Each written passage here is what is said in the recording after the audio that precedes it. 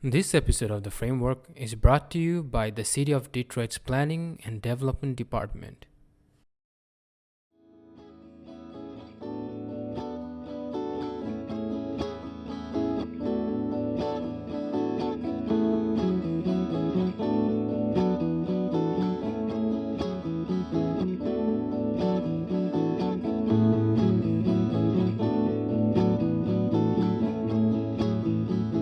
Hey there everyone, this is your friendly neighborhood city planner Rashidul Hassan Dipan. Welcome to episode 1 of our podcast. Our guest today is Carolyn Pruitt. Carolyn Pruitt is the executive director of My Community Speaks. She did her BA in political science and MA in social justice. She is passionate about her neighborhood and advocates for it by supporting community leaders, their organizations, and various projects, and always makes new allies. Some highlights of her community-centered work include helping establish community benefits, organizing events such as the second annual Community Resource and Shred Day. However, she is famously known for creating LaNita's Memorial Park at Hartford Street. It is a butterfly rain garden and is a project that is very close to her heart. Born and brought up in the Midwest-Tireman area, she has lived in the community for 36 years. She takes great pride in her neighborhood, its arts, culture, and history, and her family's humble beginnings, and she feels a deep sense of responsibility to share the history of the community and restore its beauty. Also, here's a fun fact. She has been deemed the most creative person in the neighborhood by her community. I hope you enjoyed this episode as much as I did making it. Here's me talking to Carolyn Pruitt from My Community Speaks.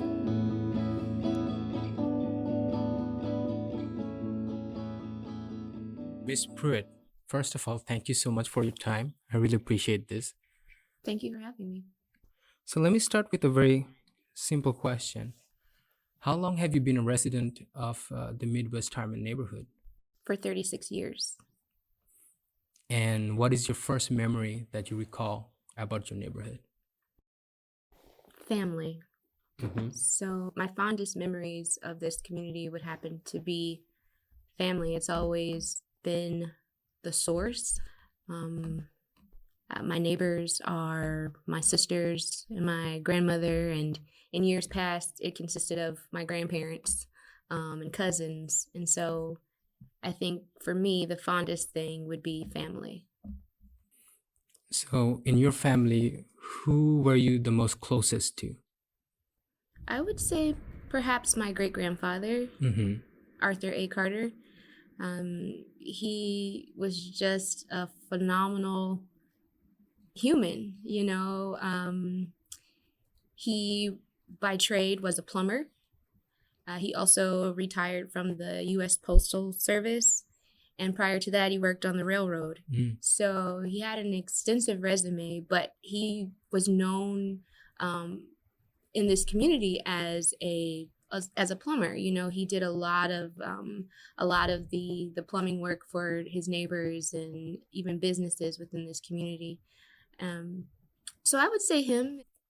So since you've been here for, really, when I say long time, it's like you were born and brought up here. So over the years, what do you think are some of the pressing issues in the neighborhood that you've observed? Divestment. Mm-hmm. I've also noticed the flight, individuals, residents moving outside of the neighborhood, business and resources moving outside of the community, there being some level of a barrier for resources into the community, crime.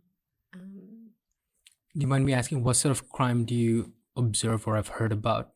Sure. So, theft, dumping, illegal dumping, Mm-hmm. vandalism, things of that nature. Sure. Okay.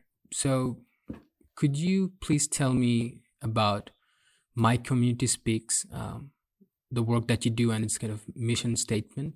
Of course. Thank you. So, My Community Speaks is a nonprofit organization that is the brainchild of me, right? Mm-hmm.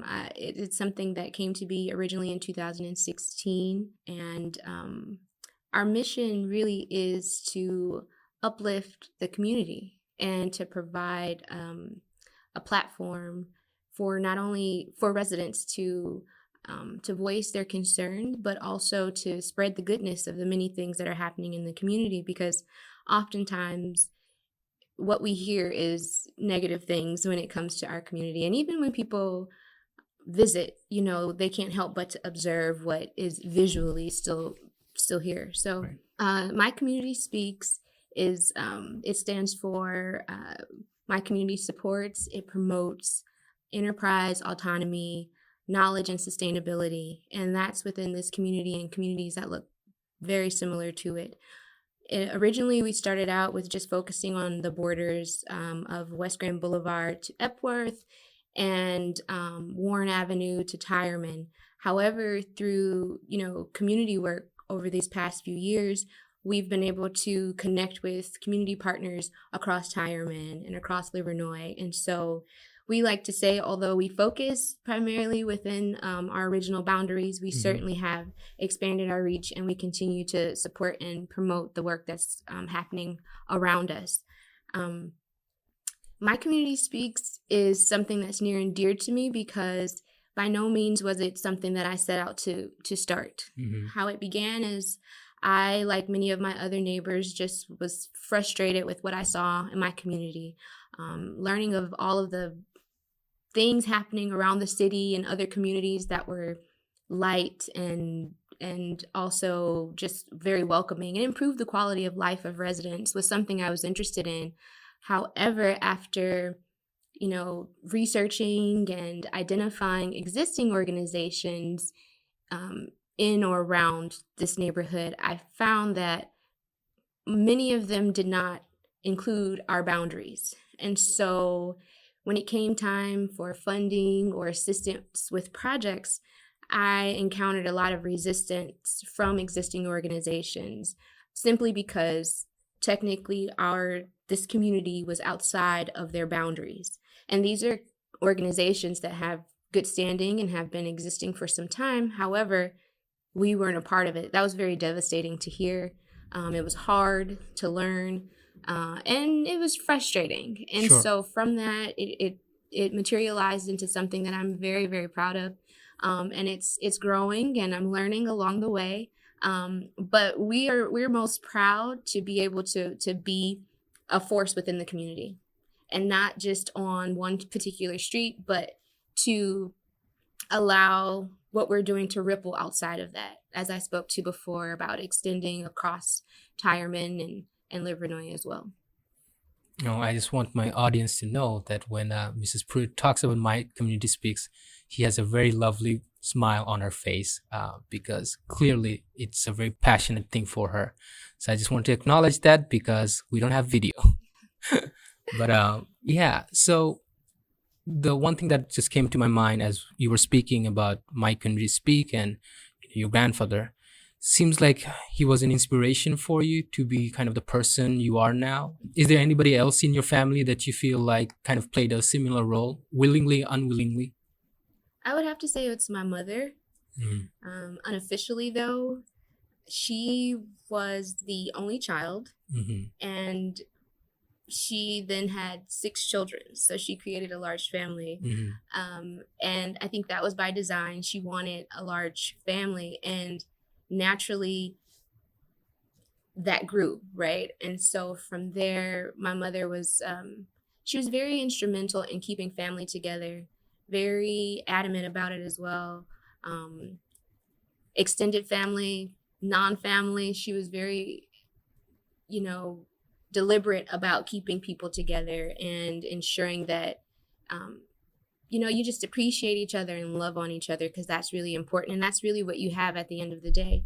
So I would have to say she's probably another one. Well, she certainly is another very influential person in my life.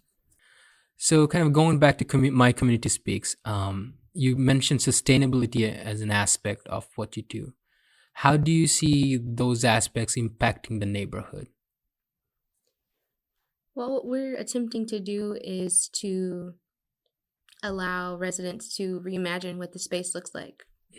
And by doing that, I think that's the core of sustainability. You want something that's going to last. And I feel that who better to drive that than the residents who are here?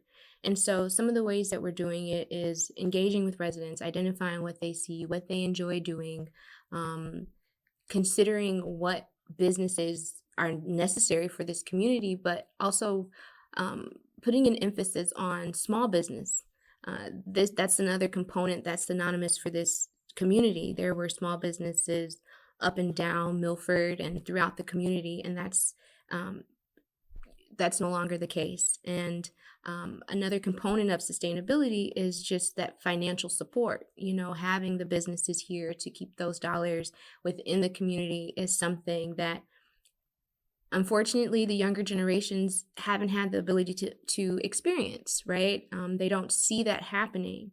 However, it is something that is totally doable, right? And the more residents that I engage with, the more that I learn of the various businesses, the bakers, the cooks, the seamstress, the various individuals who are living their lives, interested in starting businesses, not really sure where to begin, or they've already started their business, but residents aren't aware of it. And so when I think about sustainability, again, we're focused on utilizing our resources, which are our people, the residents, as well as our land.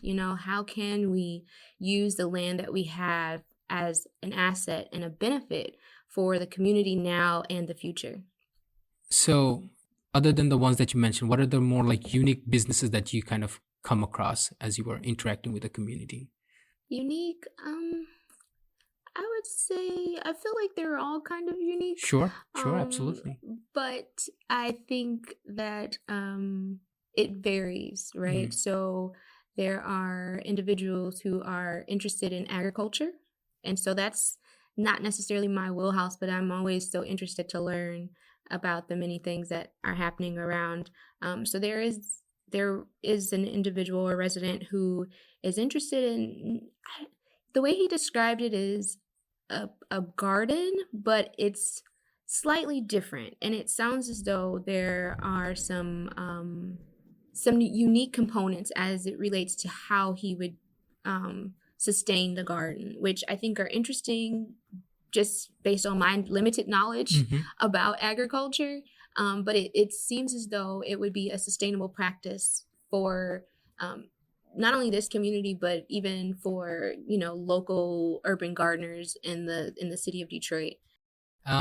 Let me flip the question a little bit then. What are some of the more common, almost daily necessity things that you think is missing, that probably there are ways to kind of connect the gap?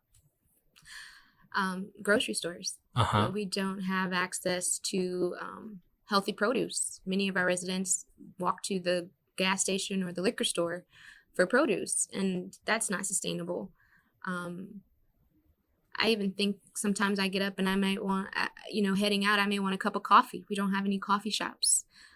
We don't have, when I think about, you know, centers or recreational facilities. There are none of those in this community. And growing up, that was a place where I had the ability to go and learn and enjoy. It's actually one of the places that improved my swimming skills. And so there's that. Libraries. We had a library. We no longer have that. Several schools. Now we're down to one, and many of us we gathered last year, I think around this time, to make sure that the one school in our neighborhood stays open, So there's that. And really just like social clubs. Social clubs were very popular in this neighborhood. At one point too, we don't have those. I think that, that's really important as it relates to helping individuals and youth identify their individuality, or just explore their individuality and what they may like and what they may not like, and connect with other like-minded people. So those are some of the things that I think I don't feel like it would require a whole lot, but again, I've realized in the real world it does. It takes planning. It takes negotiating. It takes all of those other things that play a part in it. But those are things that I certainly believe would help or improve the quality of life for residents in this neighborhood. Sure. Speaking of which, I believe there's a rain garden that you've worked on. So, if you don't mind letting the audience know more about the rain garden itself and how that came into existence. Of course. So the rain garden is near and dear to my heart. Hmm. It is actually LaNita's Memorial Park. That is the official title for it. But essentially, it is a butterfly rain garden. And so, what it is designed to do is to provide a natural habitat for the native wildlife, manage stormwater, eliminate street flooding, and also provide a space for residents to go and reflect, and if they choose, to honor a loved one. So um, it's named after my mother. And unfortunately, my mother lost her battle with cancer in 2007. As I mentioned a little bit earlier, she is the motivation or part of the motivation behind my love and my passion for this community. And so when reflecting on how can I bring people together and what that means and feels like, she comes to mind. And so this park, it provides a walking path, and so that is designed to help encourage active living.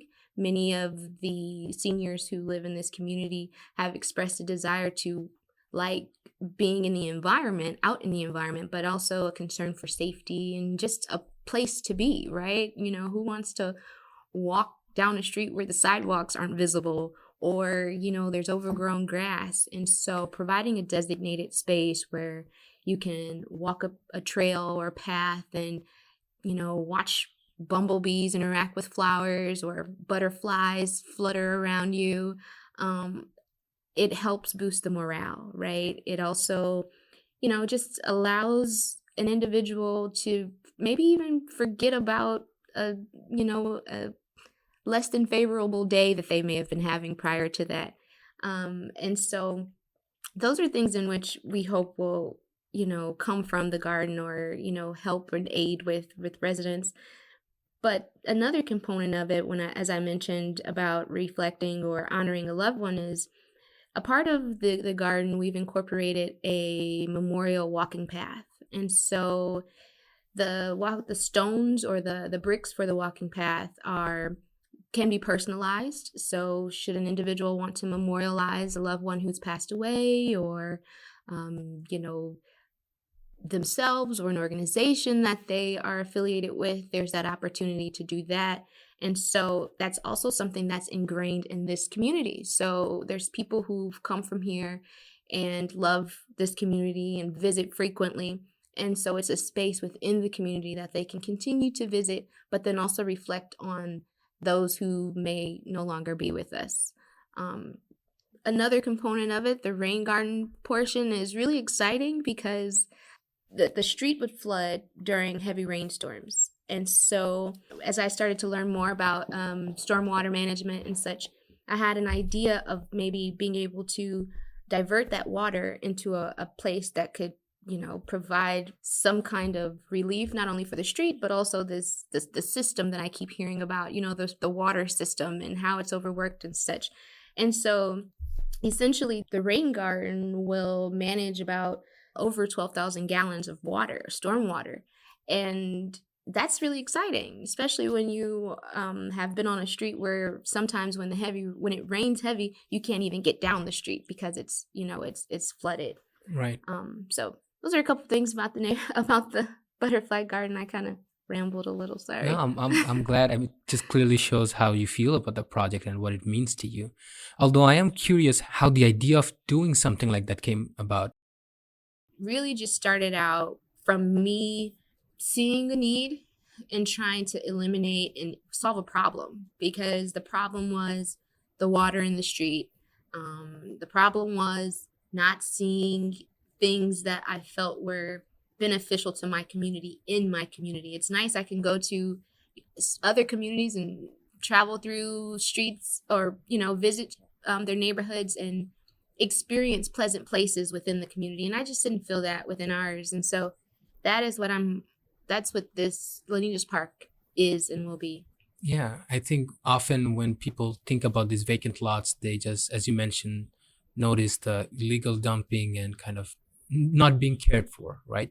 Seems like all you saw was potential. Yes. And honestly, it's really exciting because while it started out as like a passion project and, also wanting to solve a problem, it has become such an inspiration. When I share the design for the park or individuals come out and visit the park, they're inspired about what they can do near their home, and that's really another component of this, right? Like I hope that LaNita's Park serves as a, just as a model for what can be done on blocks throughout this community even.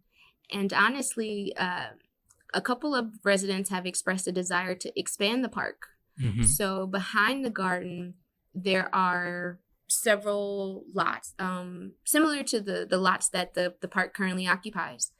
Well, they want to repurpose those lots um, to be somewhat of a bird habitat, bird meadow kind of Hmm. space, which is wonderful because our unofficial bird in this neighborhood, our mascot, so to speak, is the pheasant.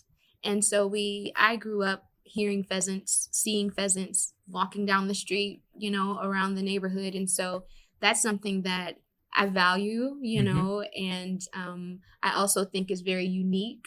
It provides you're in the city, right? You're in the city of Detroit and you have these wild birds just walking around and enjoying life. And so we want to preserve that. One thing I just want to kind of observe and say that, often we talk about representation mattering. Like one of the things that when you were talking about the rain garden, for me, the thing that I observed was, once you do something, it gives people not only an inspiration, but kind of like a framework or a blueprint of, okay, how do I try to do it here? So that's a huge contribution to the community, I would say. Let me ask you this as a follow up.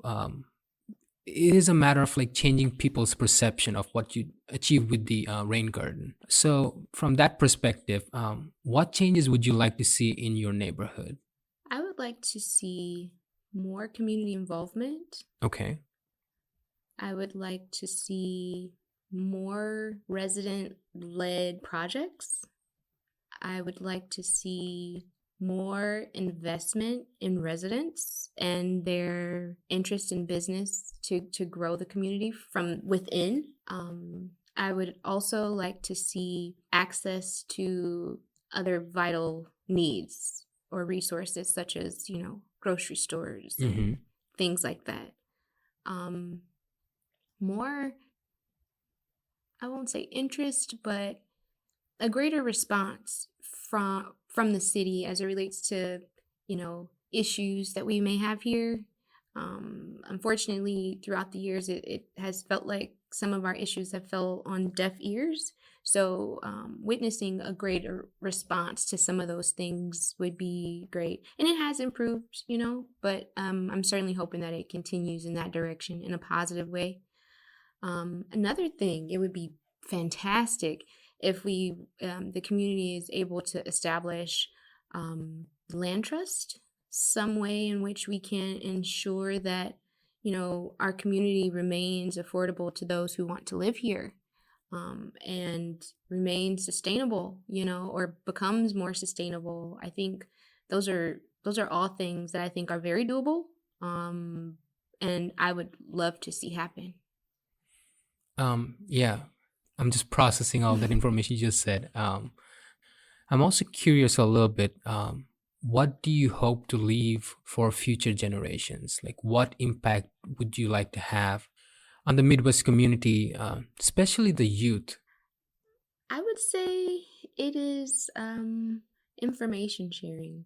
For Mm-hmm. me, it's more so sharing the history. So I started out trying to improve the community, and it sent me on this journey of learning about the history of the community. And then from there, I've been so inspired that I haven't stopped since.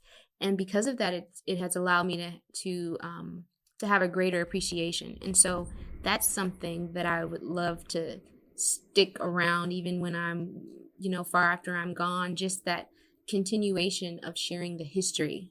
That would be my answer. Off the top of my head, I had to respond. Sure, sure. I did have a follow-up question to that. As you went through your journey of discovering Midwest-Tireman on your own, what is something that you found about this neighborhood that surprised you? That it does not have a name. And I learned that through trying to identify resources for this community and talking to different people and traveling to other communities and witnessing their pride in their community, and then coming here and, coming back home and realizing or wondering why I don't see the same thing reflected in my community. Why don't I see this happening or that happening? And then ultimately it was revealed that there's no name. Like, we don't have a name for this community. I mean, when I tell people where I live, I have to describe where I live, Right. and I have to give coordinates, I have to give streets, I have to give, the highway and all of those things. And so again, it goes back to that sense of pride. Yeah. Yeah. As you've engaged with the community, is there somebody you want to shout out who's kind of mentored you or just been an inspiration for you in terms of community engagement? Yes, I would say it is the ladies that I work with Mm-hmm. often. Ethel and Carol, Yep. Karen Walker, Rushan Long, Yep. Sherry, Mm-hmm. just to name a few. I learned so much from them, and I don't even know if they realized that. But I learned All good teachers are like that. They never realize that they teach you so much, right? right. Yep. But I learned a lot from them. They're hardworking women.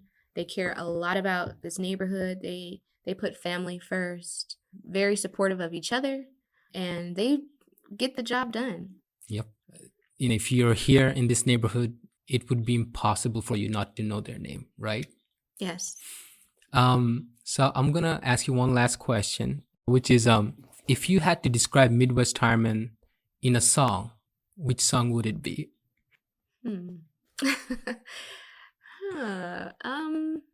Maybe Happy. Happy by Pharrell? Yeah.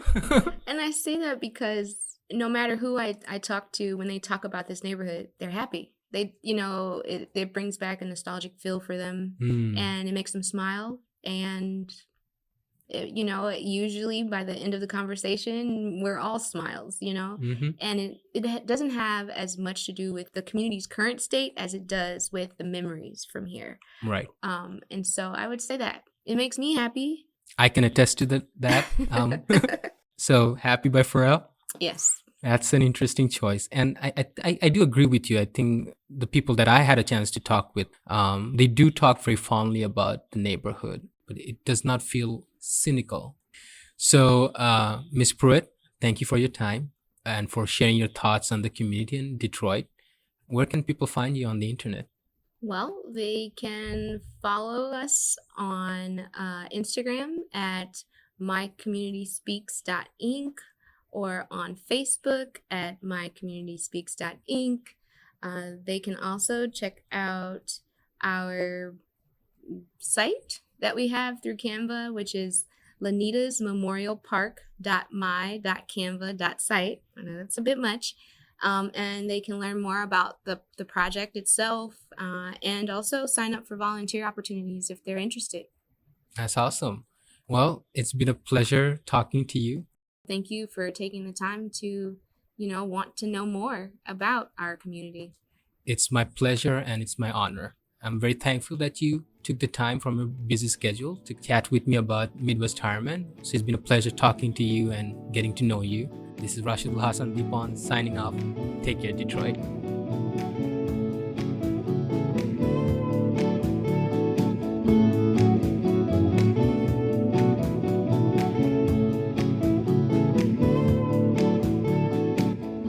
Thank you for listening. If you like this episode, please visit detroitmi.gov/Midwest-Tireman and sign up for updates on the neighborhood framework, the latest podcast episodes, and upcoming community engagement meetings. You can also follow us on Instagram and Twitter at City of Detroit.